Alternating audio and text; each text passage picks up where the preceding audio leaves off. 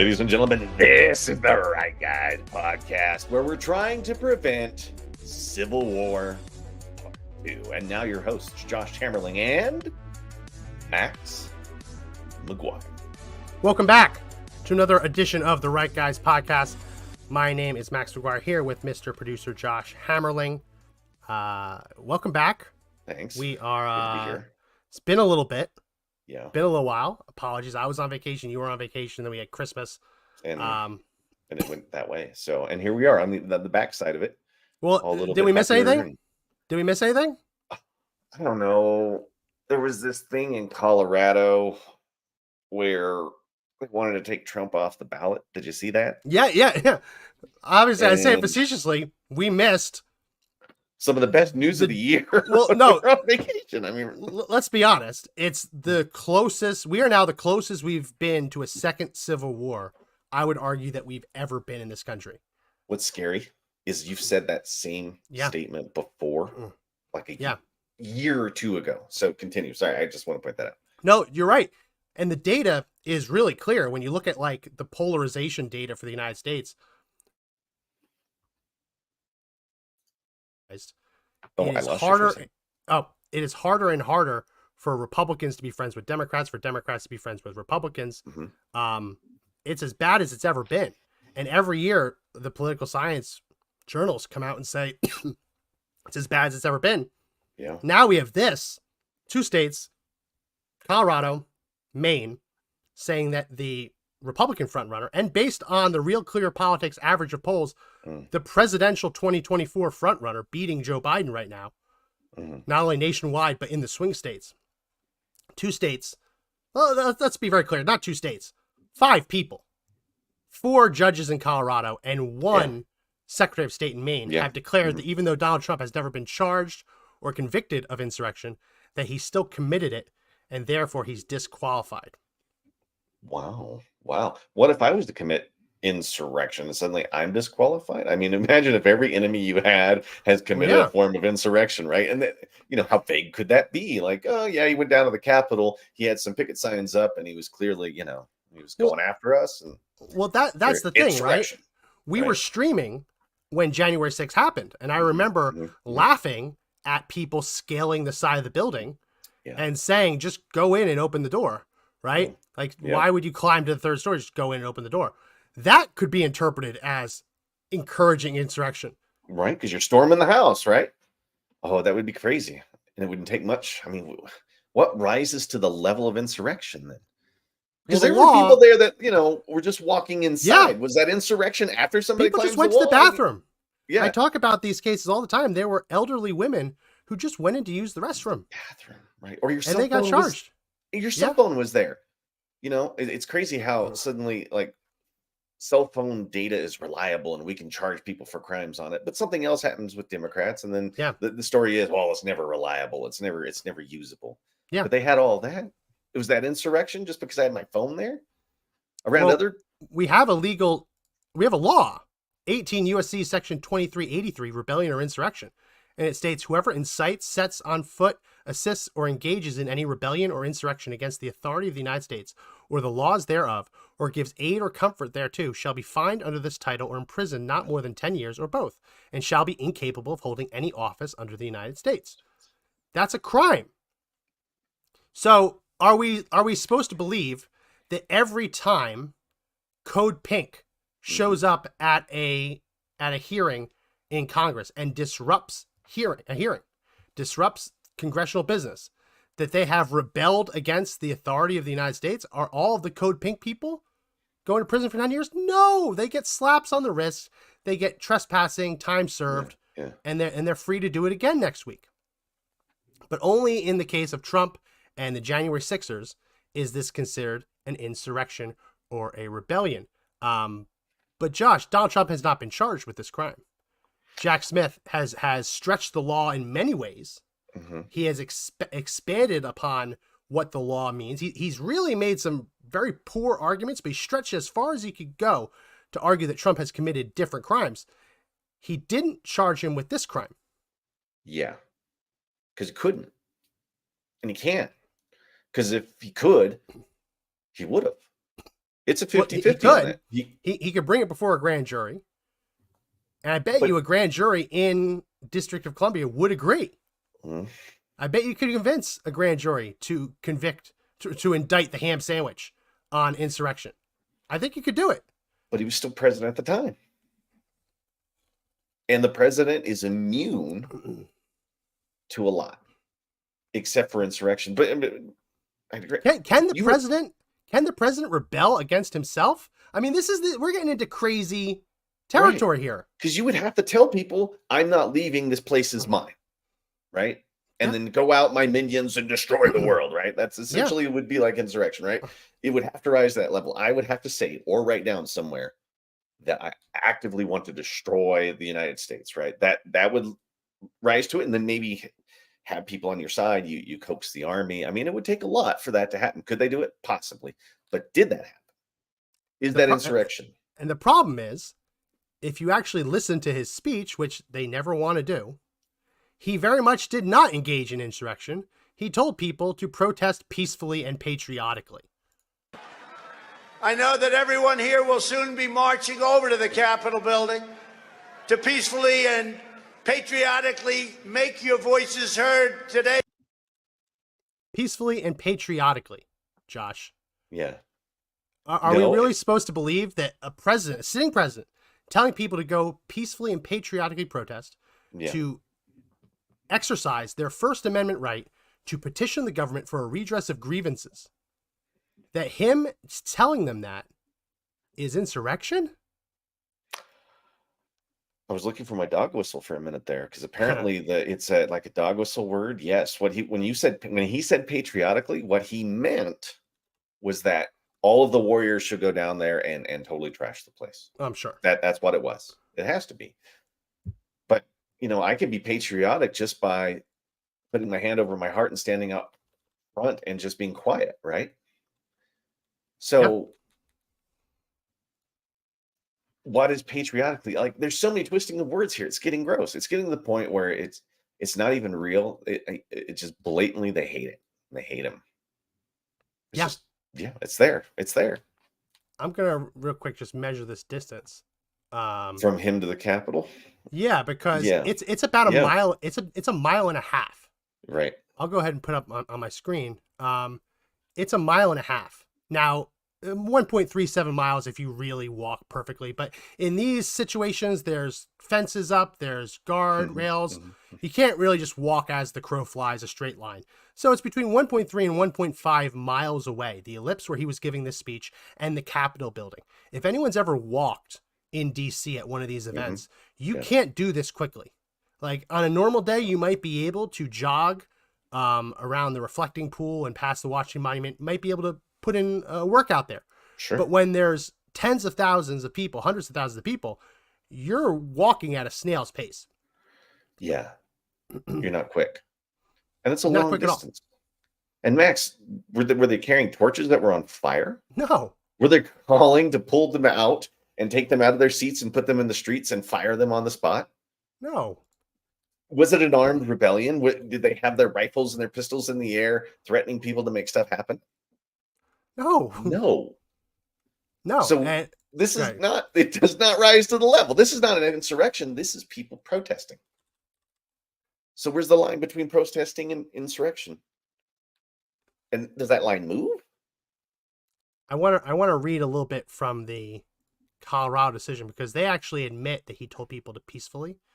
They said, this is what the decision says, quote, "The fact that at one point during a speech, President Trump said that everyone here will soon be marching to the Capitol building to peacefully and patriotically make your voices be heard does not persuade us that the district court erred in finding that the first prong of the Brandenburg test was met. This isolated reference cannot inoculate President Trump against the conclusion that this, made nearly an hour later, to fight like hell immediately before sending rallygoers to the Capitol within the context of larger speech and circumstances was not protected expression." This is where it's getting crazy, because every week you have Democrats like Elizabeth Warren ginning her supporters up, saying you need to fight like hell to defend Medicare. You need to fight like hell to defend defend Obamacare, right? They do this. That's the language they use. Remember, you had Chuck Schumer in front of the Supreme Court telling people basically the same. Yeah. And we said at the time, we thought that crossed a line, that went a little bit too close to calling for violence. The Brandenburg test, the fact that they think Donald Trump in his speech at the Capitol met the Brandenburg test, which is that his statements incited imminent lawless action, is crazy. It's crazy. Because as we just showed, it's about 1.5 miles away. You can't walk there quickly. The people who were there rushing the barricades were never at Trump's speech. No. They were never there. And they took the barricades down. Yeah, they took the barricades down before Trump was even done talking. So to basically claim that Donald Trump incited lawless action and to take the totality of his speech in the context and apply that to people who weren't there, were 1.5 miles away, had no cell service, because anyone who's been there knows you have no cell service on these days. Can't watch it. His speech did not incite anything at the Capitol. It couldn't have. Yeah. The timeline doesn't work. The geography doesn't work. The technological limitations doesn't work. And we know from the timestamps that the people who pushed through that barricade first were there for the entirety of the speech. Oftentimes getting people arrested and returning and going back out into the crowd. We still haven't gotten a number of the number of federal agents who were out and about that day. We still haven't seen all the video. It's still being protected. I'm still blown away by that one. But it just, you would be able to look at all the cameras and see the mood of the crowd. And if they were a slow moving crowd, wouldn't that remind you of the marches in Washington back in the 60s when people would march down everywhere? Yeah. And this looks the same. I mean, I would love to see some video of people out there who are actually engaged in an insurrection. And usually they're bloody. They're horrible. There's death, there's violence, there's moods in the crowd, there's hating of people. And I'm not seeing this here. And the idea that it's not protected speech, the president can have protected speech, and inoculating him from, or not inoculating him from what? How did it read in there? Well, they basically said, even though he said go and peacefully and patriotically protest, they said that doesn't inoculate him from the fact that he told everyone to fight like hell to defend their country, which is broad, generic, not calls to violence. Remember when Dems were calling for people to hunt Republicans down in restaurants and yell them down? That's violence. That's inciting violence. But they're not charged with insurrection. The second prong of the Brandenburg test is that the speaker has to intend for their speech to incite imminent lawless action. And the fact that Donald Trump said, go peacefully, and it was his intention originally to go with them. Yeah.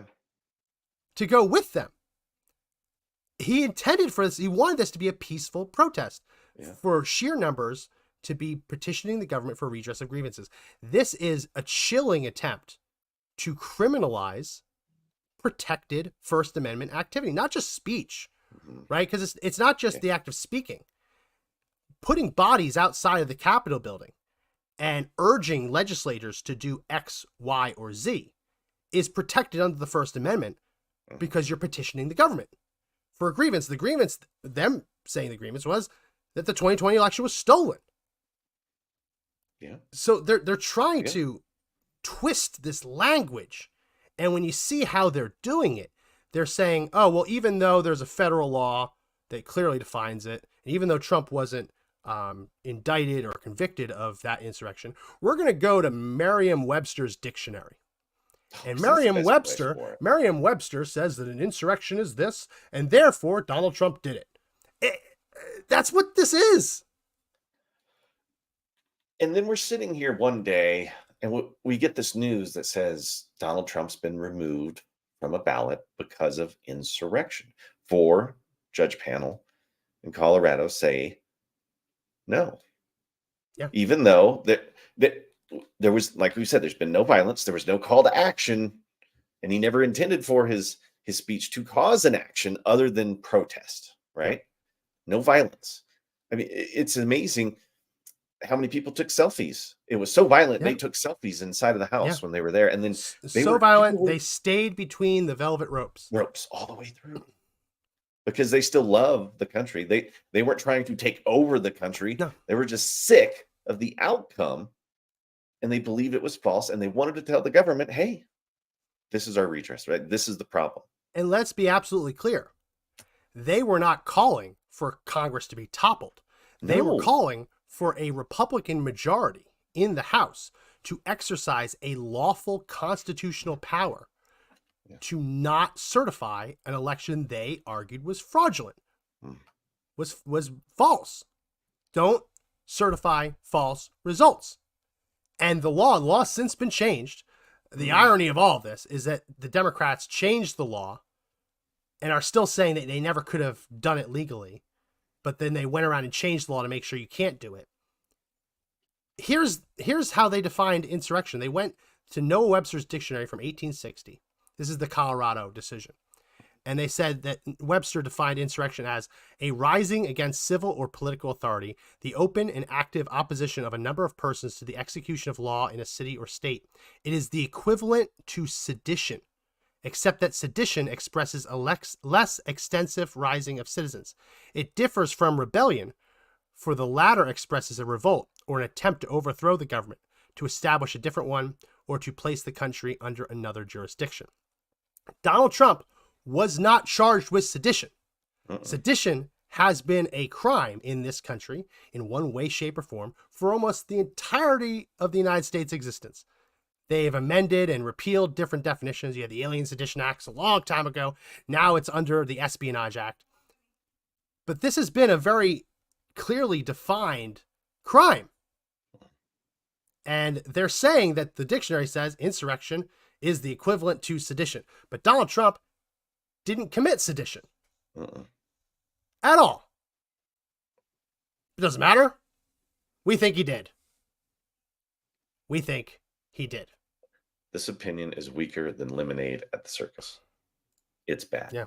It's not just weak, it's tasteless, right? It's like that waste of $6 on it.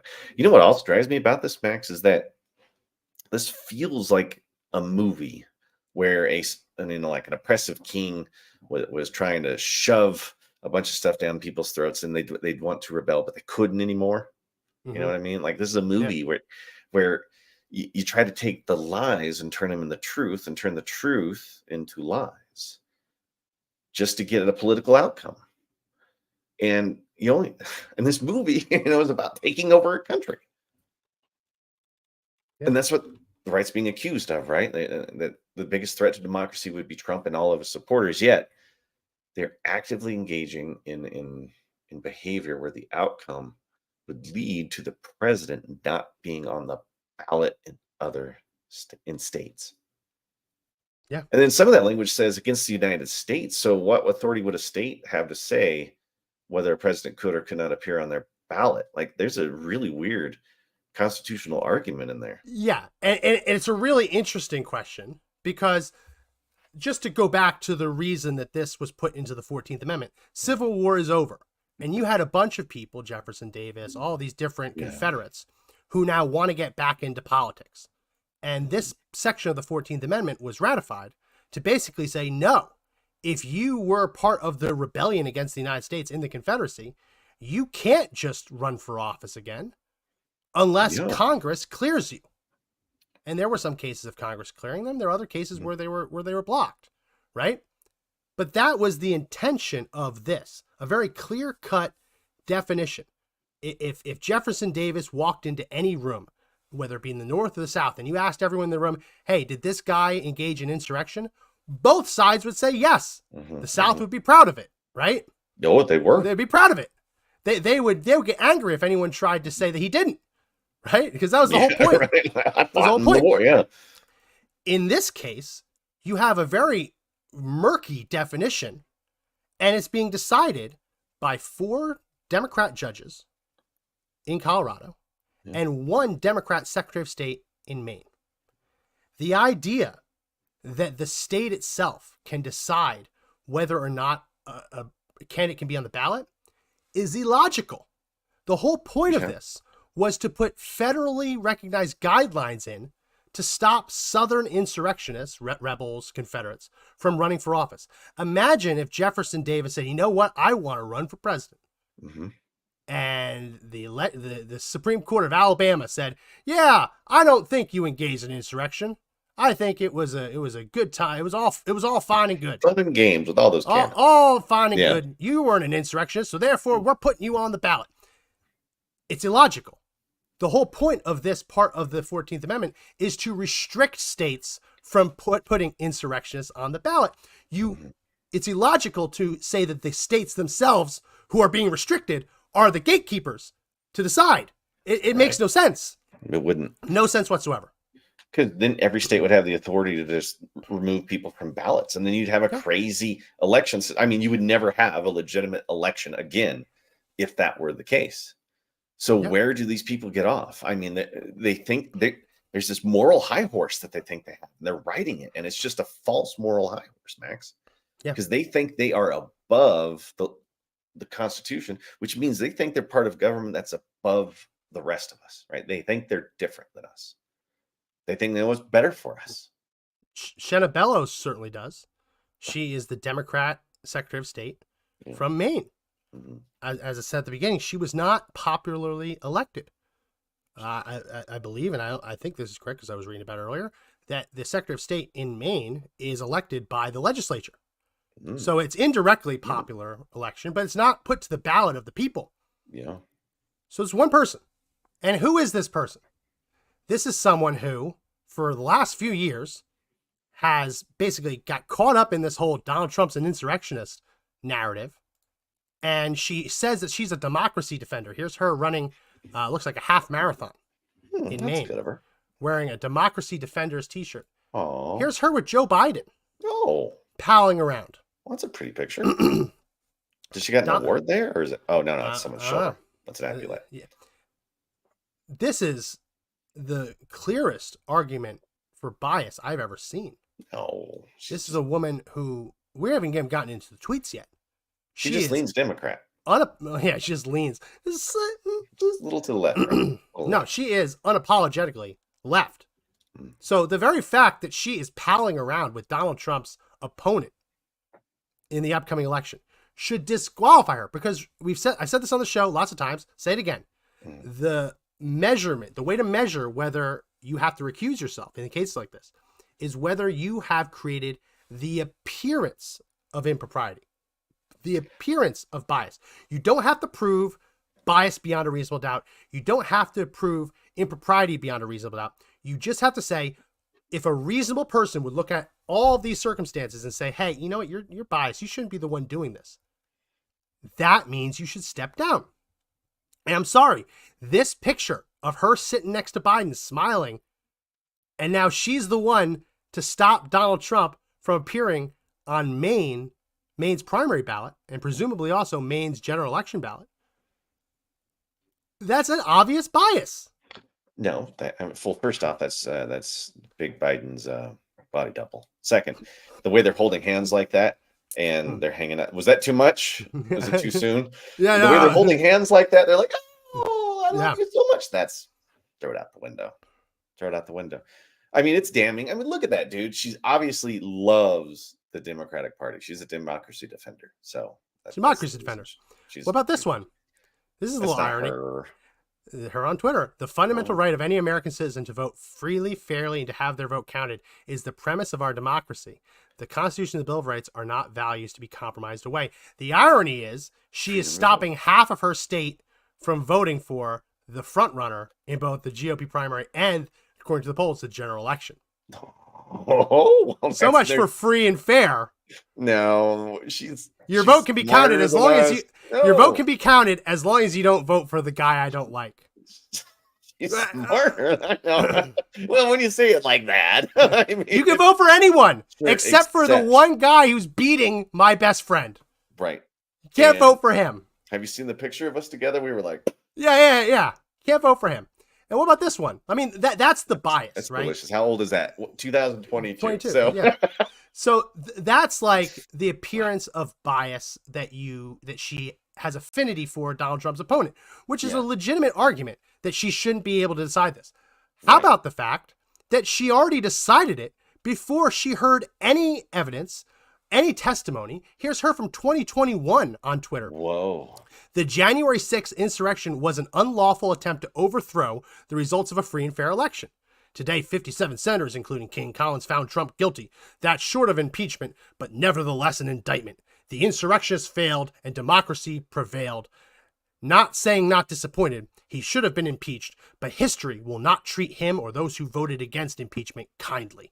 This is 2021. She has already decided. Great.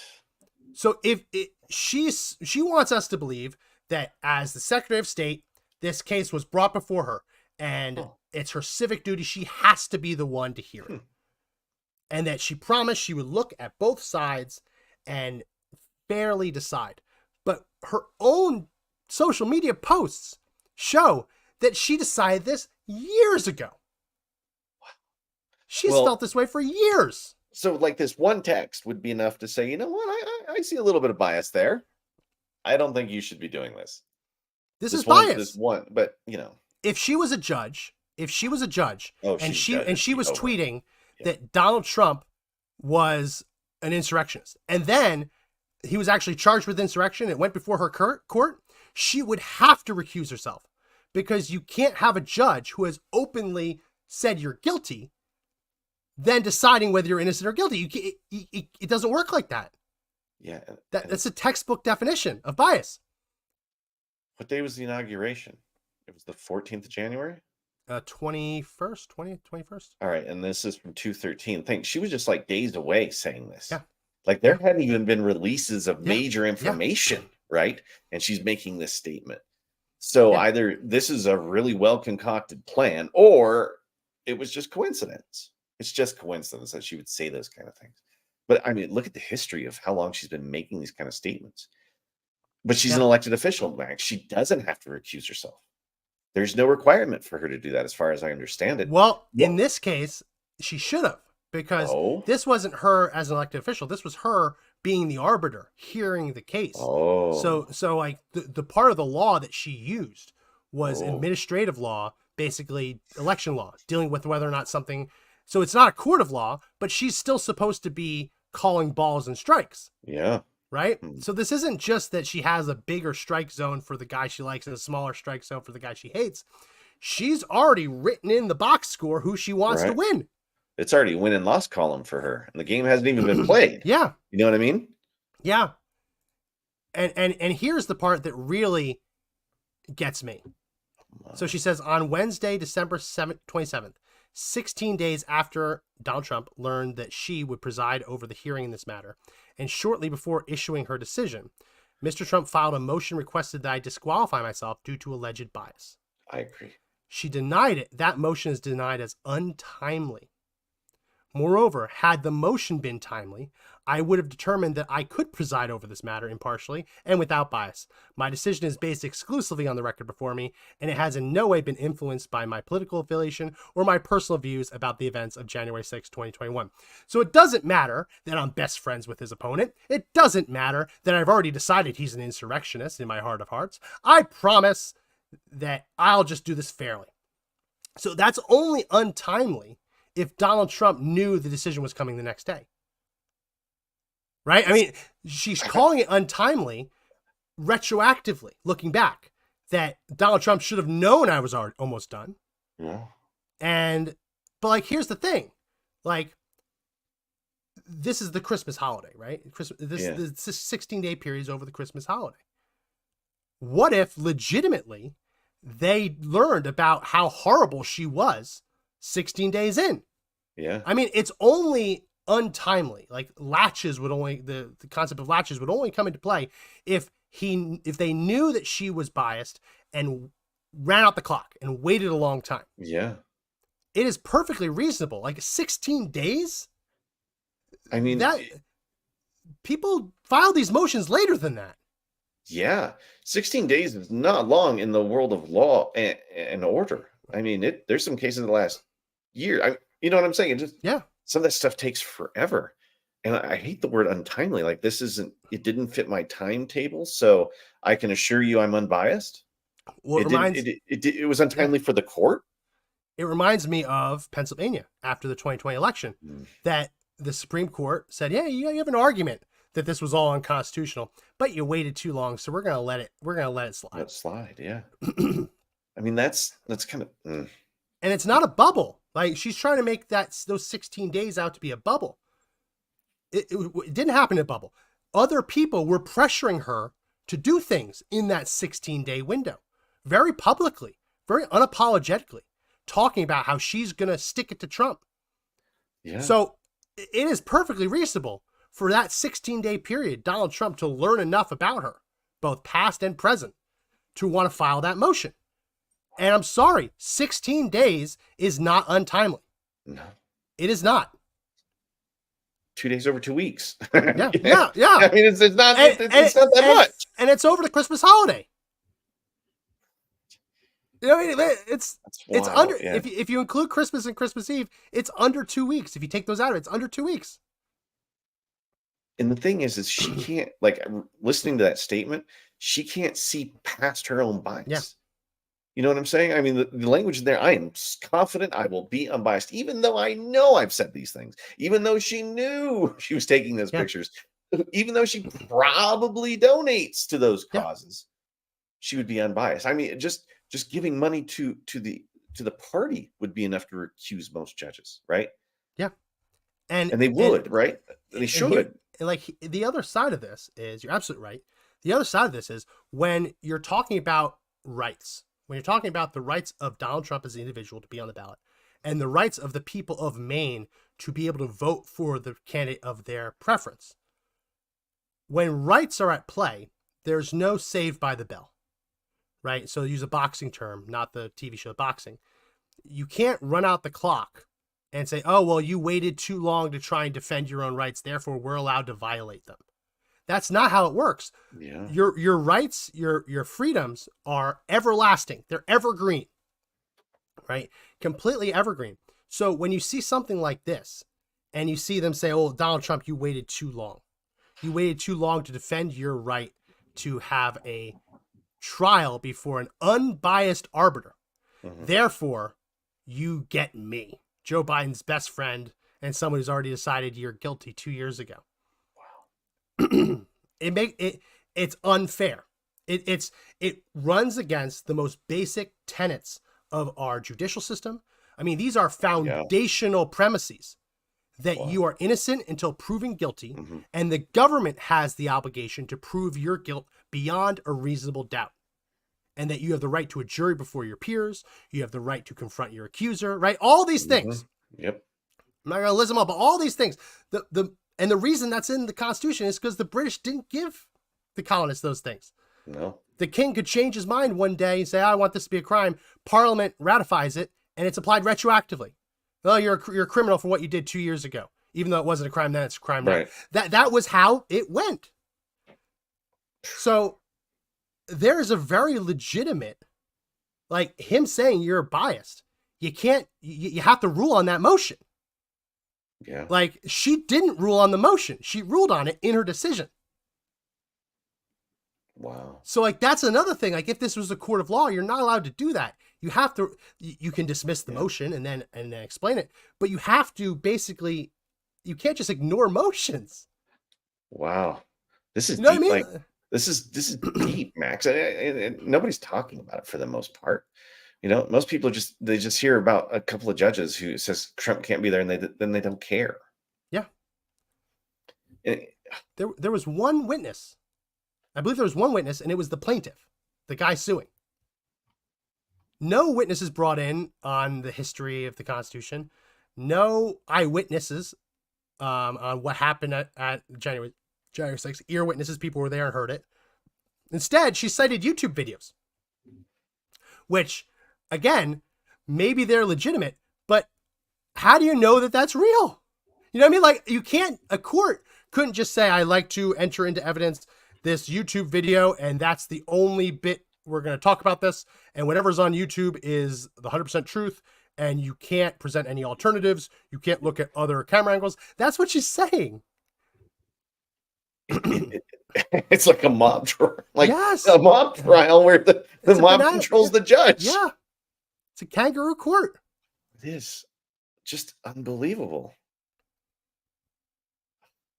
You know, I was pissed the day I heard that they had done that in Colorado.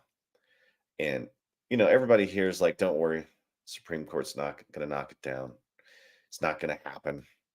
It just won't. It just won't, right? And part of me is like, yeah, it could. Could. Right? It really, really could. And why are we just sitting on our asses doing nothing about it when we should be protesting in the streets over it? If there's anything to start protesting and getting out and having your voice heard over, this was it.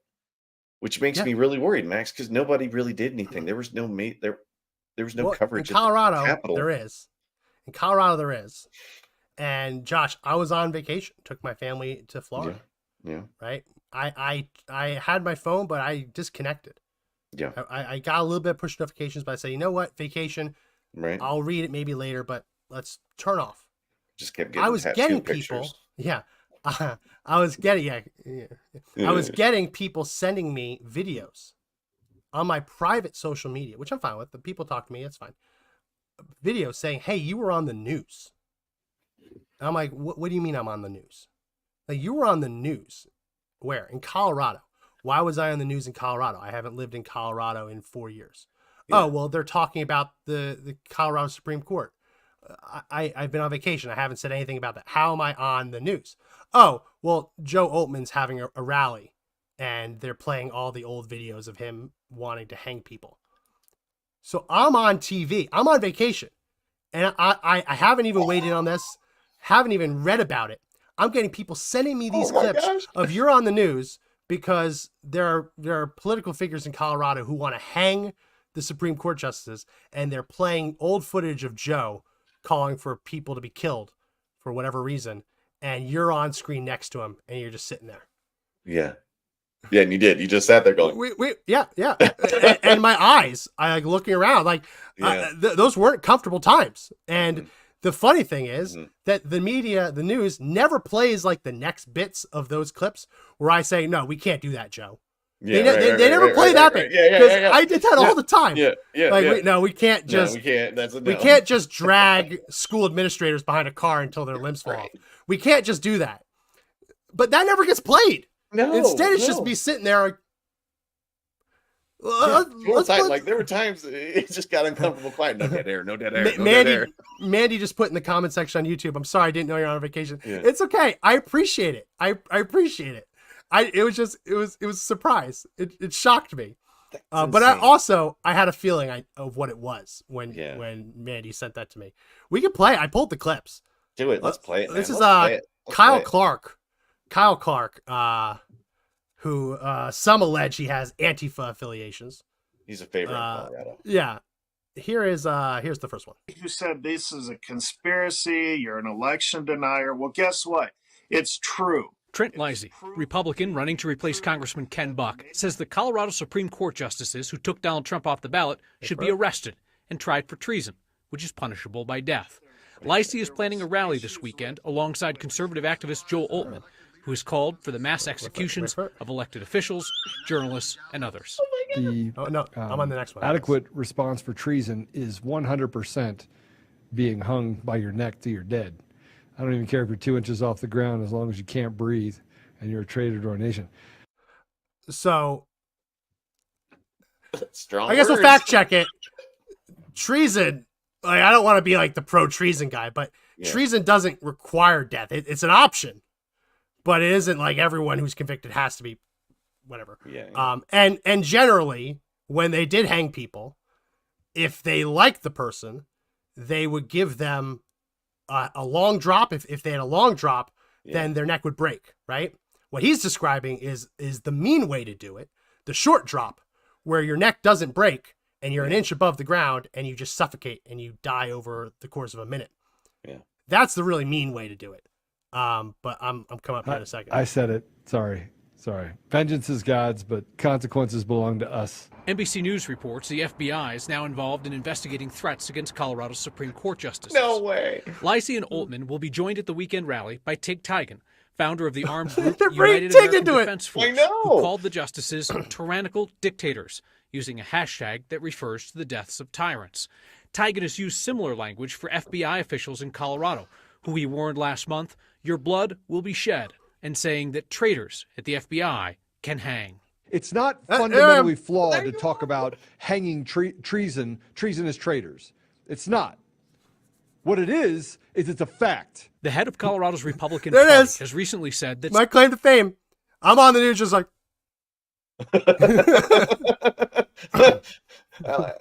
There were times that I would see you through the on the Q screen, and I'd be listening. And how many times I watched your eyes just go? Yeah, and not on that news channel, not on that news clip, is me frantically typing to Josh, turn it off, Right? pull the plug on the computer, And I'm turn like, off the lights, rip out the Ethernet cord. Just do it. No, instead it's just me like, like, and it's not the only clip. Not the only clip.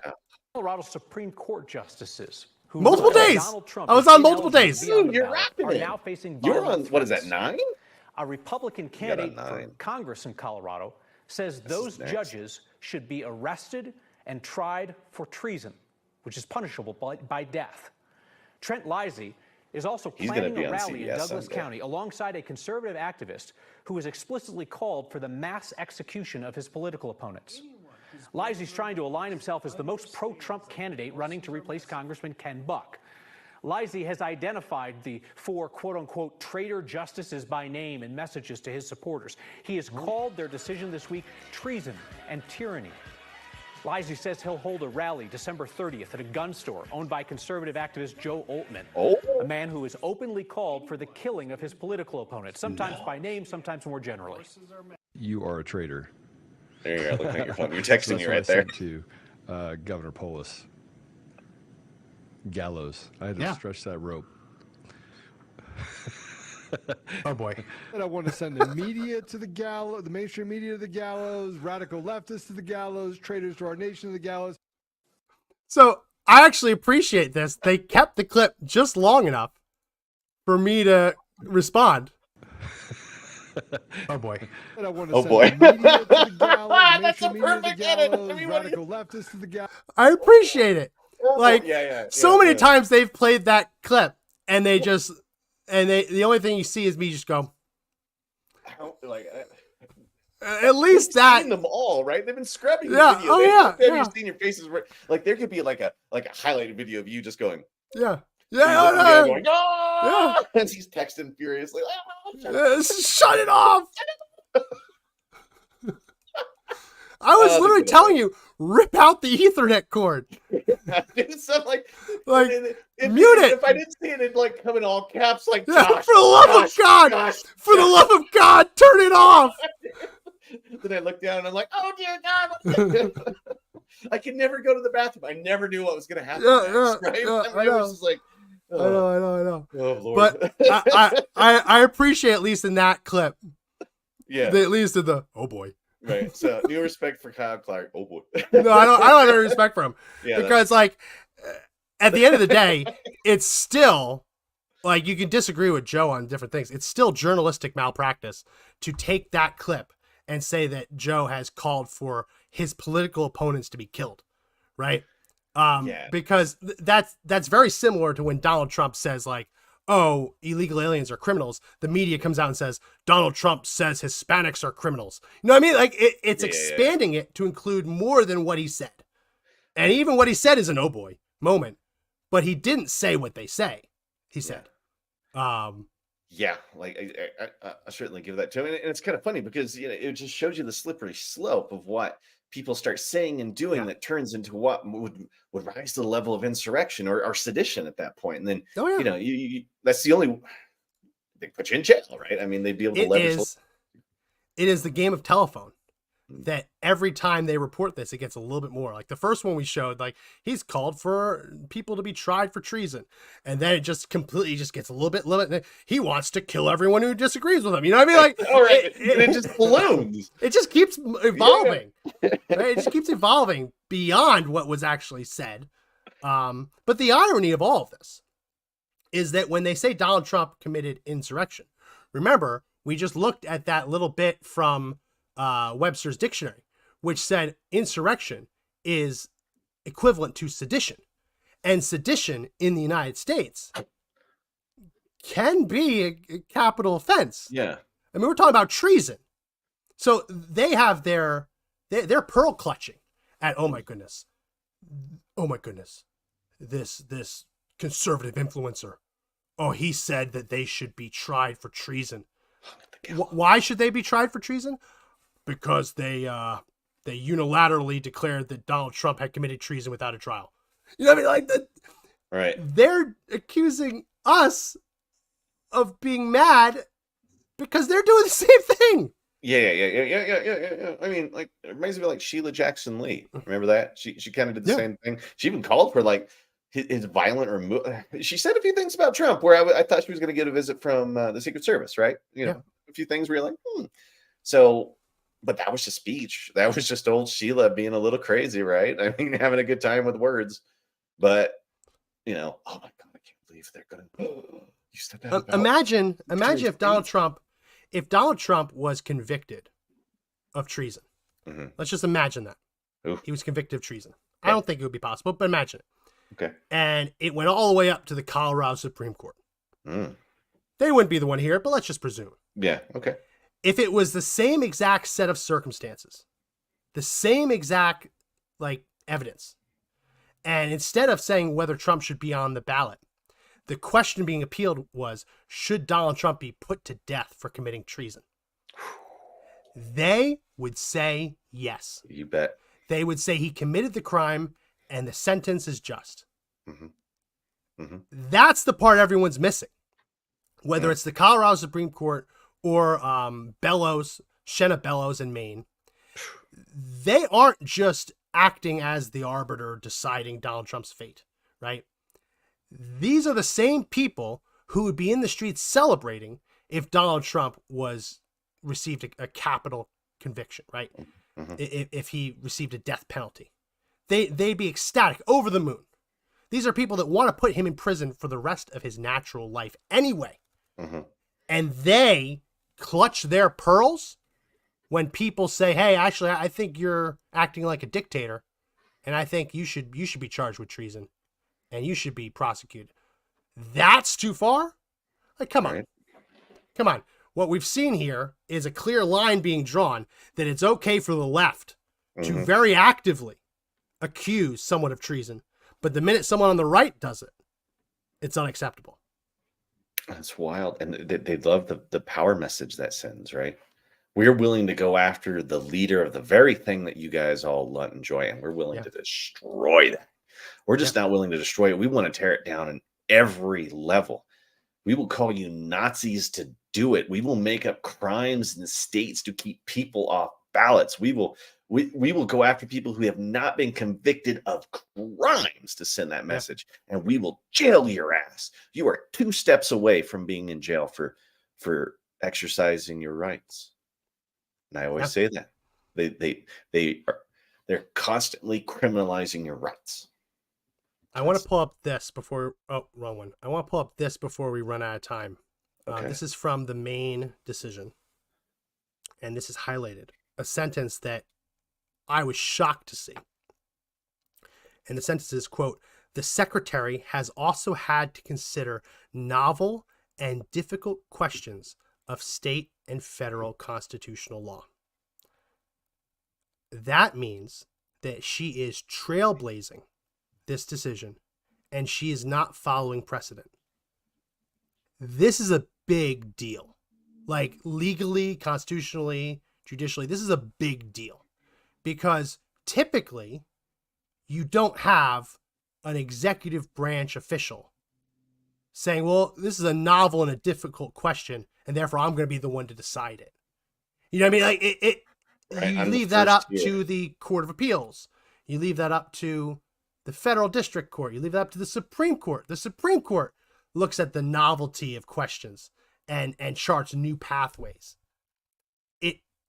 It's hubris. It's truly Arrogant. believing, it's arrogance. It's believing that she is so right and she is so spot on that it's okay for her to do what's never been done.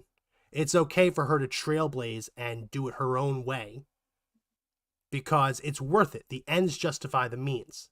And that's the most dangerous place you can be in as a country. As soon as the ends start justifying the means, you've lost the country. You've lost it. Yeah, you're a step away from the, horrible. We've seen what happens in other countries where this go bad. The machetes and it's escaping my mind, but what was the name of that? Rwanda, yeah. Rwanda and a genocide. That's the perfect example of when it starts to go me against you. And then it's not too much of a stretch to start calling people things less than human. No, it's not. And they're already doing it. You're an insurrectionist. You're an insurrectionist. Right. They use this. Stand for democracy. Where was it that they used this for a local race? It was in New Mexico. They used it for that. I mean, they've already done it. They're already doing it. And it's not a big step to say that you're an insurrectionist, so you shouldn't be allowed to vote. You shouldn't be free. You should just go to prison forever. I mean, these are people who are excited at the prospect of the 45th president going to prison forever. Yeah. I mean, but we're the radical ones if we say, oh, that's actually tyrant behavior. We shouldn't be surprised by this. Obama comes out swinging that we're going to fundamentally change the country. Yeah. In what was that, 2008? I think is the one that was his real big speech where he says, we're going to change this thing. And we get 2 terms, and the craziest changes that come out of that era, right? They went after the healthcare. So now they've got this record for you. How long is it before your healthcare record is tied to your voting record and is tied to your driving record and is tied to your home record? Your social credit score. Social credit score. Yeah. And we sit here like, let this happen. Well, we've been letting it happen for the past 23 years, really. It's a frog in the pot. Yeah. And now we're looking around like, what are we going to do about it? And I'm afraid people will not do anything about it because they'll have scared everybody into not acting. Yeah. And this is where we can go a little over. If you have time.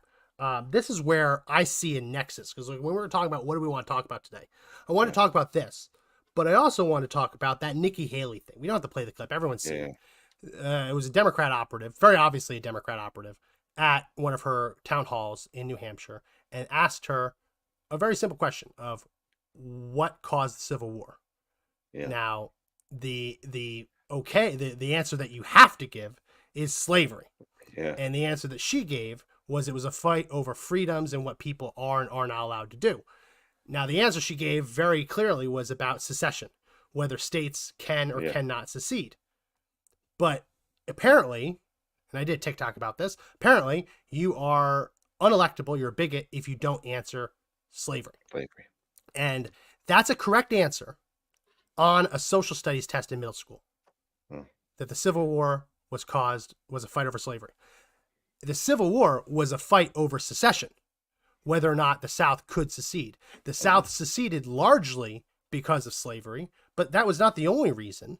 All of these states released their reasons for seceding. Texas, one of the reasons that they gave, where they were pissed that the government wasn't doing a good enough job protecting them from Mexican bandits. I mean, that's in the primary source document. So obviously, slavery is what did it, but it wasn't the only reason. Right?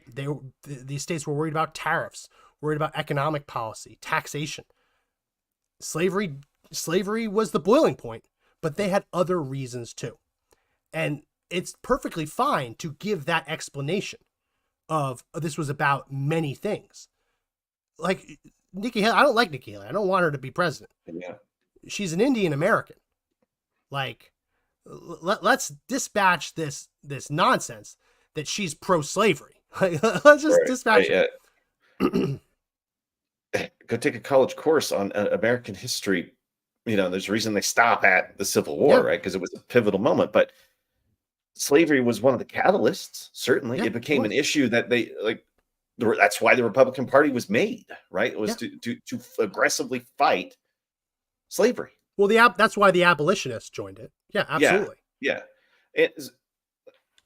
Now I lost my train of thought. But where was I at? We're going over and I lose my train of thought. The Republican Party was created because of that. Because of that catalyst issue, right? I mean, there were so many things that lead to it. And in college, you learn that, it's just not one event. Yes, there were lots of people who didn't want slavery, but it was the main reason is Lincoln was trying to hold the country together. The country was on the precipice of splitting in two. Yeah. To the wealthy Southern Democrats, right? And their plantations, their wealth, right? It was the richest people in the country at the time trying to force an issue and to keep their slavery because that's how they made profit, right? I mean, you don't want to start paying people for the labor, X, Y, and Z. Yeah. But the issue of and we're anti-slavery. We're totally anti-slavery. Yeah, just to get that out there. But we have to be very clear that very few people who fought on the South Side owned slaves or personally benefited from slavery in any way. The vast, vast majority of the hundreds of thousands of soldiers who died fighting for the Confederacy had no horse in that race. They had no connection to slavery. The North, the vast majority of the people in the North who went to fight were not going to free the slaves. The example I gave in my TikTok that I put out yesterday, which got a fair number of views, was looking at this map. This map shows the breakdown of the states, what they were like at the time of the secession. And not every slave state seceded. Missouri, Kentucky, West Virginia, Maryland, and Delaware stayed in the Union, and they were slave states. I always forget the slaves in Joe Biden's home. The slaves in those states were the last ones to be freed. And they were only freed after Congress took action and amended the Constitution. All of the slaves in the South were freed before those 5 states on the border. So if you want to believe that the Union Army was this morally superior abolitionist fighting force, and the only reason they were marching to war was to free every slave that they found, you need to give a really good answer for why the armies from Pennsylvania, New York, Massachusetts, Rhode Island, why they marched through Maryland and they left the slaves in bondage. Why they marched through West Virginia and Kentucky and Missouri on their way south and left slaves in bondage. If they were the morally superior abolitionist fighting force, you would think that before fighting the enemy, they would free the slaves en route. But they didn't. They didn't. The Union Army was not an abolitionist fighting force. There was an active debate in Congress on whether or not the Union should be fighting to stop slavery. Some said yes, others did not. The first draft of the constitutional amendment that would have given freed slaves rights would not have given them voting rights. There was a debate in the Senate on whether freed slaves should have equal protection under the law. To say that this was just a gimme, a given, that, they were always going to get this because the whole North was on board, it just isn't true. The Civil War was fought over secession. They seceded because largely slavery, but not exclusively, largely slavery. So if you see, like, it's okay as a middle school answer, Civil War is about slavery. But if you have a reading level above the 8th grade, you should give a better answer. And Nikki Haley's answer wasn't perfect, but it was closer to that better answer than it was Civil War is about slavery, full stop. Her answer was a panic answer. And that's what people don't want to admit. It was a panic answer. She didn't know what to say. You just can't go to a no comment moment, right? You just can't say no comment. We've never heard a president do that. But she was unprepared, man. I mean, the saying is they were caught with their pants down. She didn't know what to do. And that is politics, right? They're going to paint that in so many different levels and ways. And then before you know it, you're being called a racist because you're just trying to formulate an answer that's going to be least offensive. We live in a world where your answers have to like be the least offensive to people. And to be very clear, if she said the Civil War was just about slavery, she would offend a lot of people in the South who say, no, it was about more than just slavery. Right. It was the war of northern aggression. Yeah. Yeah. And some of that is true. Some of that is a little bit weird the way that they argue that. But I think that's where that answer came from. That answer didn't come from her being pro-slavery. That answer came from wanting to make sure she gave an answer that didn't turn off people in the Republican Party who say it was the war of northern aggression. It was about states' rights, secession. Right. Yeah, totally unprepared. It was like having a pop quiz put in front of you like that, and she failed it, man. Yeah. I mean, we've all done it, and it's cheap politics, but it works. You know, it gives you the soundbite. It gives you guys like us sitting there talking about it, right? I mean, it just shows you they use it it shows you that she's not ready, right? That becomes the excuse for it. You're obviously not ready for this. You're not ready for the big stage if you can't give those kind of answers. And I want to know people that, if we get attacked, know what to do. Yeah. Those are the decisions I want to put. The reason I want to bring this up is because coming back from vacation and seeing them taking Trump off the ballot and seeing an active attempt to quite literally steal an election. I mean, that's what that would be. If you said that only one major party could have their candidate on the ballot, that's dictatorship. That's banana republic kind of nonsense, right?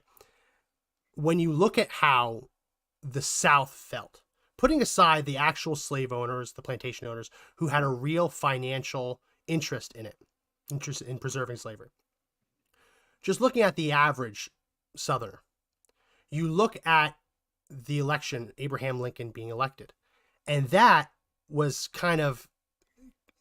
it was their greatest fear being realized.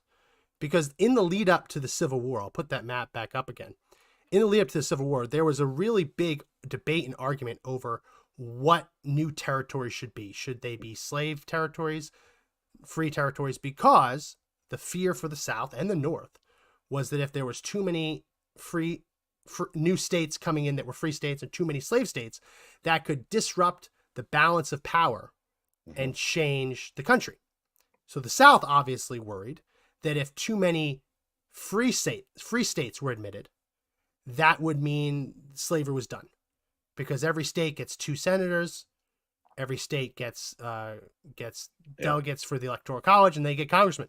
So you start bringing more and more free states. It's only a matter of time before they eventually just get rid of slavery. That was the fear for the South. So when you look at this map going in, and you see, okay, well, what happened? California was made a free state. Mm-hmm. California, much of California, I'd venture to say most of California, was below the Mason-Dixon line. Oh yeah. Like you look at this this line, magical line, like right around here. Right. You follow that out, the majority of California is below the Mason-Dixon line. And you're saying, oh, whoa. California's a free state? Then you see Kansas below, or at least some of it's below that Mason-Dixon line. And it's right on Kansas the border. Was a free state. There was a rush. Yeah. When Kansas was admitted, there was a literal, you ever hear like people say like, oh, well, maybe we should all just move to Texas and change the way, make Texas go blue. Or what if we all just moved to New York and made New York red? That happened in Kansas when it was becoming a state. There were slave owners rushing to Kansas so that when they finally had the vote, there would be slave owners in Kansas, right? Or slavery supporters. So when you see how these chips are falling, and then you see Abraham Lincoln elected on the back of these new states coming in, disrupting that balance of power, and Abraham Lincoln saying, we're going to get rid of slavery. I don't support slavery, but I can understand the South saying, you know what, that thing we were worried about happening eventually is going to happen tomorrow. We're out of here. Yeah. And the feeling, I caution myself to describe it this way because people who want to defend slavery are terrible, right? Yes. But in terms of the feeling of disenfranchisement of how you would feel in the South seeing this mad rush to bring new free states in, electing a president who says he's going to get rid of the whole institution. I imagine that felt similar to how people in Colorado feel right now. The idea that you just can't, you can't vote. It's already decided. It's already decided. That was the first feeling and thought I had when I saw it all come down. I thought, my God, they've just completely removed my choice on who I want to vote for. Democrats taking away a choice. I mean, the irony of that statement kind of blows me away. But I couldn't vote for anybody for president. I would have to write it in. I think I put something out on X saying, hashtag write it in or something stupid. They said it wouldn't even count if you wrote it in. That's Colorado. I know. So I could come up with it because I had no other way to try to vote for Donald Trump. I can't go to another state in time, because I just can't make the move. I can't afford the move. Everyone's like, you can just go to another state, live there and vote. No, I can't do that. I'm here. I'm stuck here. Right. I've got nothing. I was like, where do I go from here? I've just been told by my government, the state government, that I can't vote for president of the United States. And when I can no longer trust the authority of the state. That's what I was thinking. They're not there for me. They're not working for us. They're only working for themselves. I can't trust their authority in anything. What authority do they have to do any of that? To tell me how to live and how to vote? That was the one, Max. This is the one I thought there would actually be people getting up and doing something, and it's not happening, which I'm glad for, but it needs to change. We're closer to it happening than we've ever been since the Civil War. Yeah. And I'm not defending slavery. I really don't want to defend slavery at all. I just want to call attention to the feeling of disenfranchisement, of looking at this map and seeing they brought Kansas, California in as free states. Look at these other territories that are coming down the pike. If each one of these territories is a state, they didn't know they were going to turn these 6 territories into like 15 states, right? They could never have imagined that. Yeah. Even those 6 territories, Washington, Dakota, Nebraska, Colorado, Utah, Nevada, even if they all just became one state each, that still would have ended slavery. Yeah. Right? Because they each get 2 votes in the Senate. Yeah. It would be over. The feeling of like, oh, well, this is rigged against me. We had an agreement that any state above this line would go one way, below this line would go the other way. They broke the agreement, and now they're just trying to ram this through. Mm-hmm. The lead up to the Civil War, it feels like what we're experiencing right now. Yeah. Taking the slavery bit out of it, the disenfranchised side of it, that it doesn't matter what you say or do, you can't vote for the person you want to vote for. We're never going to let you vote for the person you vote for, and you just have to accept the guy you hate. You hate with every fiber of your being. Mm-hmm. It doesn't matter that he's going to infringe on your rights and he's going to violate your rights. You got to accept it because you're not allowed to vote for the guy that you want. I could understand. Right. Like, I don't support violence, but I can understand the people looking at this and say, whoa. I can't vote for the 45th president of the United States to become the 47th president of the United States. I can't do that. In Colorado or Maine. Mm-hmm. Donald Trump won one electoral vote in Maine. Yeah. I mean, like, this is not like a solidly blue state he was going to lose anyway. Yeah, there's supporters there. Yeah, Max, I just sit around and think to myself, there's not much else they can take away from me now. Before there's nothing left, and if I've got nothing left, well, people who have nothing left are it's the tail of the boxes. Yeah. You have the soapbox. You want to enact change, you stand up on your soapbox. Well, no, you can't, because we just saw the criminalization of the First Amendment. You can't say go patriotically and peacefully protest. That's a crime now. Soapbox is out, right? The ballot box, voting for what you want. Nope, can't vote for Donald Trump in Colorado or Maine. Sorry, done. Ballot box is out. The jury box, nope, sorry, jury's rigged. We're just going to ram these indictments down your throat in solidly blue districts. Just deal with it. What's the last box that's left? Strength of my vote. The cartridge box. The 4 boxes. Soap box, ballot box, jury box, cartridge box, ammo box.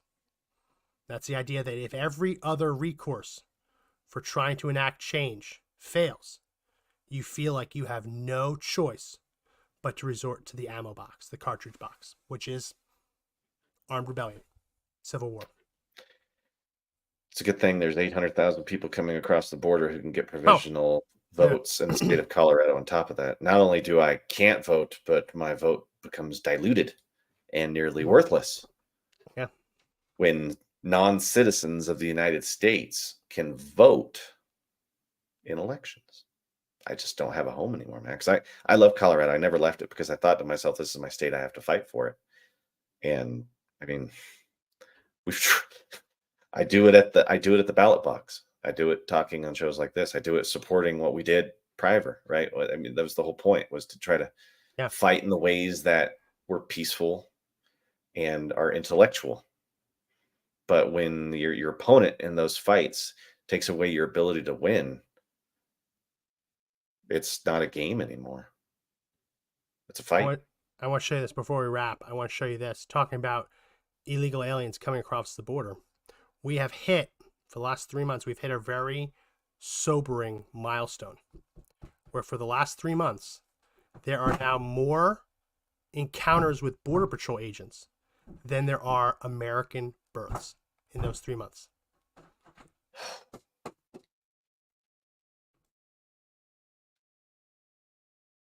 Hey man, I got nothing. I don't know what to say there. I'm really upset as it is with the state of Colorado. I'm really upset with the administration the way it is, and I keep saying it doesn't. I don't care the cost. If you don't belong here, send them home nicely, peacefully, but send them home. You don't belong here. Yeah. Hold on 1 second. My son's at the door. I figured. Cute kids. My cat was sitting there harassing earlier, so yeah, he doesn't know. He's looking at the clock, saying it's after hours. What are you doing? This is where we're supposed to be hanging out, Dad. All right, let's wrap him up, and then we can wrap it. But I want to show you this because it's very sobering that there are now more. It's not just talking about all immigrants, illegal aliens. More illegal aliens coming into the country in the last 3 months than Americans being born. You could never win an election again, Max. It's a complete cultural replacement. Yeah. But replacement theory is not a real thing, right? Yep. Well, that's it for this edition. If you like this podcast, make sure you share, comment, give us a thumbs up, support the links in the description if you want to help support the show. We're going to be back going 3 days a week now that Christmas and our vacations are over, so make sure you tune in for that. That's it for this edition of the podcast. My name is Max McGuire. And I am Josh Hammerling. Remember, everyone, the fight to take back the country is not over yet, and apparently that's insurrection language. But the only way we win is if we all stand up and fight together peacefully and patriotically. See you next time.